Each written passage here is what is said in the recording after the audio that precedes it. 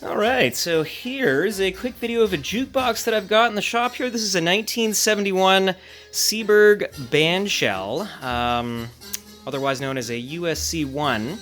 Now, this was a bold new step for Seeburg. Now, prior to this, this is 1971, so in the 60s, right up until they made this, the jukeboxes had gotten kind of like big wooden pieces of furniture. You know, fake wood was in, and they looked like big cheesy wooden station wagons, which is fine. I mean, that's its own look. They're, big squatty things.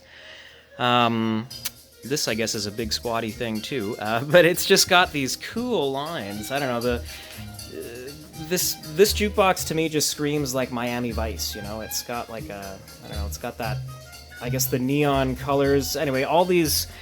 In the 70s, Seeburg made some pretty cool jukeboxes, and this was the first of that new generation. They had redesigned them from the ground up starting in 1971. You got like digital selection here. Before that, you had the big clunky ka-chunk buttons. This thing was like a digital button like you'd have on a touch-tone phone from back in the day. So yeah. Just a cool looking jukebox. Like I said, kind of big, kind of chunky. Now, I'll go over a couple things on these. So these have sort of, this is like a piece of glass here, with almost like a pinball machine where the artwork is kind of, I don't know, etched or stenciled or whatever. I don't know. It's like painted right on there. And so what'll happen with these over time, with these lights shining through it for thousands of hours while this thing's turned on in a bar, the artwork on these can shrink and crack, and it's really a shame because the colors and the art are really what make this machine as cool as it is. This one doesn't have any of that flaking or cracking up top here, which is good. It's actually in really good nick up here. Everything looks very nice. But on the front, so the art on the front, it's got it's a little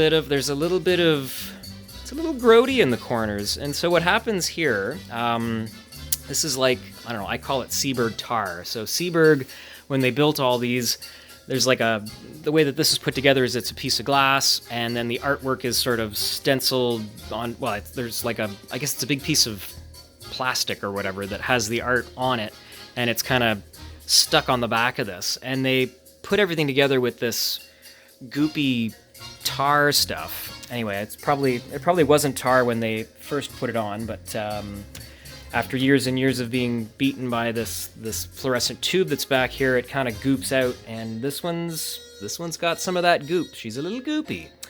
But the part that usually, where the art shrinks and cracks isn't too bad on the front. It shows really well. It kind of looks terrible when you're up here looking at it, but yeah, that's character. They call that patina in the business. There's a teeny little nick missing out of the purple here. But otherwise, I think the other side, well, would you look at that? The other side's really nice. And again, I'll get the sort of cool lines. The profile on this jukebox is totally unique.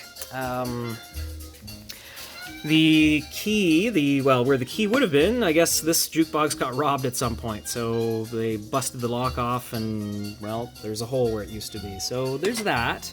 It's not perfect, patina. It's got a little patina. But, no, overall, these tend to have a lot of, this particular model tends to have problems with the art being kind of crummy on them, and you can do, all these things to make them look as good as you can, but really it all comes down to the art. So if it wasn't for this, she'd be an ultra clean machine. Although, yeah, she's got she's a little goopy. But beyond that, looks good and sounds good, and obviously, mechanism has all been rebuilt. Let's lift the lid here and just get a look at what's going on under here. There's your mechanism. Holds 80 records for 160 selections. And, here, you know what? While we got it open, let's play some music here. 1, 2, and 3. There you go. The mech takes off, just like it's supposed to.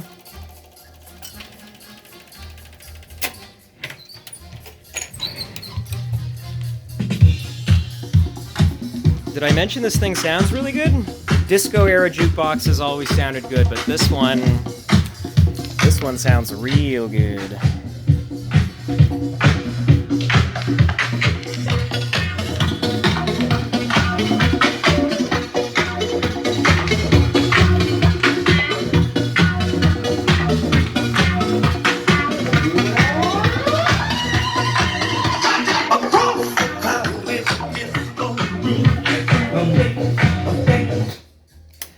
And there you go.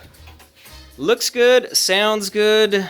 Seeburg knew how to build a good jukebox. They were really on top of their game in the 70s, so this is a pretty cool machine. There you go.